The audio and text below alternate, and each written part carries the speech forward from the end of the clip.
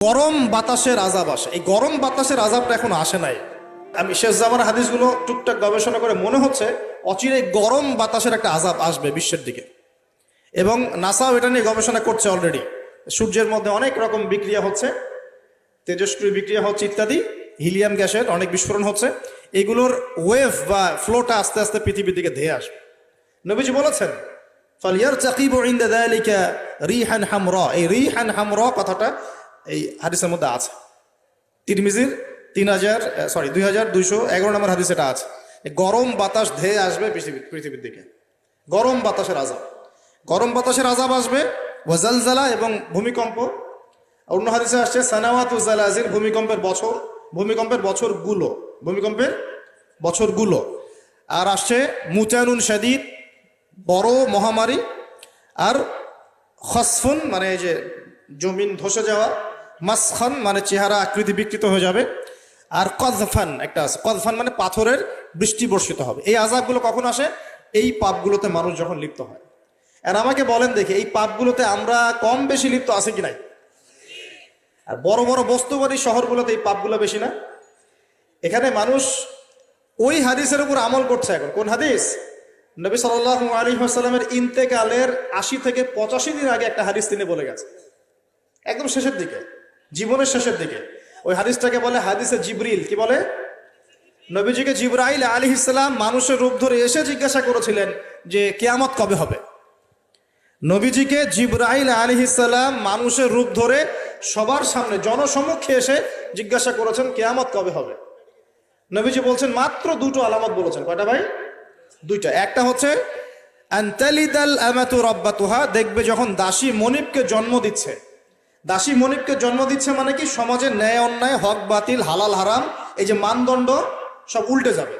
হালাল হবে হারাম, হারাম হবে হালাল, ন্যায় হবে অন্যায়, অন্যায় হবে ন্যায়, হক হবে বাতিল, বাতিল হবে হক, জায়েজ নাজায়েজ, নাজায়েজ জায়েজ। হ্যাঁ, মানুষ এই মানদণ্ড চেঞ্জ করে না এখন। বুঝতে পারছেন না মনে হয়? এখন সমাজে সত্য মিথ্যা, ন্যায় অন্যায়ের মানদণ্ড কি কোরআন সুন্নাহ এখনো টিকে আছে?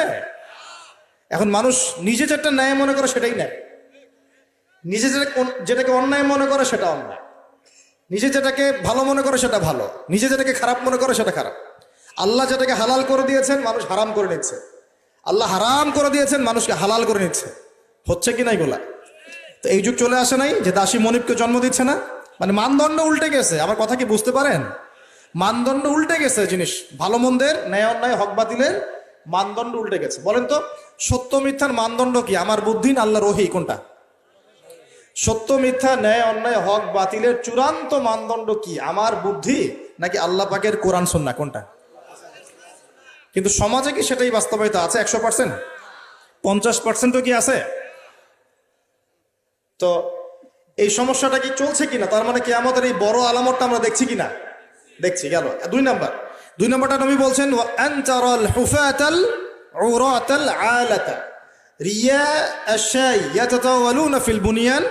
নবীজি বলছেন যখন দেখা যাবে সমাজের সবচেয়ে দরিদ্র শ্রেণীর মানুষ, স্যান্ডেল কেনার টাকা ছিল না, কাপড় পরার টাকা ছিল না, এই শ্রেণীর মানুষ, রাখাল মানে গরু ছাগল চড়াতো, এই শ্রেণীর মানুষ উঁচু উঁচু অট্টালিকা নির্মাণের প্রতিযোগিতা করবে। ভালো করে বোঝেন, নবীজি বলছেন না ধনীরা, সমাজের ধনীরা অট্টালিকা নির্মাণের প্রতিযোগিতা করবে। নবীজি এই কথা বলছেন না হাদিসে। নবীজি বলছেন সবচেয়ে দরিদ্র শ্রেণীর মানুষ, রাখাল শ্রেণীর মানুষ, স্যান্ডেল নাই, গায়ে জামা নাই, এরা উঁচু উঁচু অট্টালিকা নির্মাণের প্রতিযোগিতা করবে। করছে কিনা? কিভাবে সম্ভব এই শ্রেণীর মানুষের অট্টালিকা নির্মাণের কম্পিটিশন করা কিভাবে সম্ভব? 1, সুদের মধ্য দিয়ে; 2, করাপশন দুর্নীতির মধ্য দিয়ে; 3, অন্যের সম্পদ আত্মসাৎ করার মধ্য দিয়ে। এই সমস্যাগুলো চলছে কিনা সমাজে?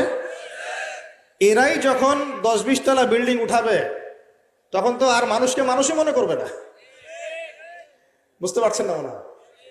এদের তো কোনো পড়াশোনা নাই, কোনো ব্যক্তিত্ব নাই, কোনো দিনই এলেম নাই, রুচিবোধ নাই, কালচার না, সামাজিক না, এর তো মানে অসামাজিক। এরা যখন, এদের হাতে যখন আপনি সম্পদ চলে যাবে, এরা তো সাধারণ মানুষকে মানুষই মনে করবে না, গরিব মানুষকে এরা কিছুই মনে করবে না, ও মনে করবে আমি সব কিছু। আমরা দেখেছি যার একটা বাড়ি আছে ঢাকায়, ও মানুষকে মানুষই মনে করে না, মানুষকে মানুষই মনে করে না, যে মনে করে আমি আমি শহরের মালিক। হ্যাঁ, কি একটা অবস্থা মানুষের মধ্যে, যে কি অহংকার, কি আত্ম অহংকার, এই দালান কোঠার যে অহংকার, এই সমস্যাগুলো হলে আল্লাহ ভূমিকম্পতে ধসায় দিবেন না? দেখেন নাই কয়দিন আগে কি হলো? গতকালকে যে কোটিপতি ছিল তার পরের দিন রুটি নিয়ে দাঁড়ায় আছে। গতকালকে আইসক্রিম বিক্রি করেছে নাচানাচি করে, তারপরের দিন বসে আছে, কিচ্ছু নাই। আল্লাহ পাক এই পাপগুলা দেখে সবর করেছেন, ধৈর্য ধরেছেন। ধৈর্য ধরে এক সময় যখন আল্লাহ পাকের আযাব চলে আসছে, একবারে সব সমল উৎপাদিত হয়ে গেছে। আমরা তো কারো দুঃখে খুশি না, বরং এগুলো সারা দুনিয়ার মুসলমানদের জন্য শিক্ষা। সারা দুনিয়ার মুসলমান যে যেখানে আছি, আমাদের সবার জন্য এটা শিক্ষা। যদি এই পাপগুলোতে আমরা লিপ্ত হই, আল্লাহ পাক ছাড় দিলেও ছাড়বেন না। আল্লাহ পাক ছাড় দিবেন কিন্তু ছাড়বেন না। মানুষের মধ্যে এখন সম্পদের যে অহমিকা, গরিব মানুষকে মানুষই মনে করে না, খেটে খাওয়া মানুষকে মানুষই মনে করে না। রিক্সাওয়ালা, যারা নিম্নবিত্ত, নিম্ন মধ্যবিত্ত, চা বিক্রি করে, পানের দোকান করে, হালাল খায়, কৃষক, এই মানুষগুলোকে এখন বড় লোকরা মানুষই মনে করে না। আর জাকাত তো দেয়ই না, জাকাত তো তার উপরে ছিল ফরজ, ওই জাকাত তো দেয়ই না যে এই খাবার তার কাছে পৌঁছাবে। উল্টা কিভাবে তাদের সম্পদ লুটে পুটে খাওয়া দেয় সেই বুদ্ধি। আবার নিলেও দিলেও যে কত শর্ত, বাপরে বাপ। তো কিছুটা মনের কষ্ট থেকে বললাম কথাগুলো আর কি, যে আসলে আপনি যখন কোরআন এবং সুন্নাহর জ্ঞানী হবেন না, তখন অন্যকে সম্মান দিতে পারবেন না। আমরা বড় বড় স্লোগান দিই যে অমুক অমুকের সেবক, অমুক অমুকের সেবক। আসলে সেবা সত্যিকার অর্থে করছি? আল্লাহ পাক তার রাসূলের মাধ্যমে জানিয়েছেন, এই হাদিসটা একটু শোনেন তারপর সামনে যাই। আল্লাহ পাক তার রাসূলের মাধ্যমে আমাদেরকে জানিয়েছেন, শোনো, আলা কুল্লুকুম রাইন, তোমাদের প্রত্যেকে হচ্ছে দায়িত্বশীল। তোমাদের প্রত্যেকেই দায়িত্বশীল। কেউ পরিবারের দায়িত্বশীল, কেউ ব্যবসা প্রতিষ্ঠানের দায়িত্বশীল, কেউ তোমার চাকরির প্রতিষ্ঠানের দায়িত্বশীল, কেউ সামাজিক দায়িত্বে আছো, কেউ প্রশাসনে, কেউ পররাষ্ট্র ইত্যাদি। তোমাদের প্রত্যেকেই দায়িত্বশীল। কুল্লুকুম রাইন ওয়া কুল্লুকুম মাসউলুন আন রাইয়াতিহি, এবং তোমাদের প্রত্যেককে যার যার দায়িত্ব সম্পর্কে আল্লাহ কিয়ামতের মাঠে জিজ্ঞাসা করবে। আমরা কি উত্তর দেওয়ার জন্য প্রস্তুত আছি ভাই? সবার আগে আমি দেখি, আমি আমার উপর দায়িত্বশীল না? মনে করেন আমি বা আমাদের মতো যারা আছেন, যারা দায়ী ইলাল্লাহ, আলেম ওলামা, যারা উম্মার জন্য ভালো চিন্তা করেন, জনগণকে পথ দেখানোর চেষ্টা করেন, তাদের উপর সবচেয়ে বড় আমানত হচ্ছে কোরআন এবং হাদিস। তাদের উপর সবচেয়ে বড় আমানতটা কি? কোরআন এবং সুন্নাহ, এই জ্ঞানটাকে সত্যটাকে স্পষ্ট করে দেওয়া, এইটার আলোকে সত্য মিথ্যাকে স্পষ্ট করে দেয়া। কতজন মানুষ এই কাজটা করতেছে? কেউ হিকমার দোহাই পেরে সত্য মিথ্যা স্পষ্ট করে না, কেউ চাকরি চলে যাবে এই ভয়ে সত্য কথা বলে না, কেউ আমার এই হবে সেই হবে কত কিছু চিন্তা করে সত্যের সাথে মিথ্যা তালগোল পাকায় সময় পার করতেছে।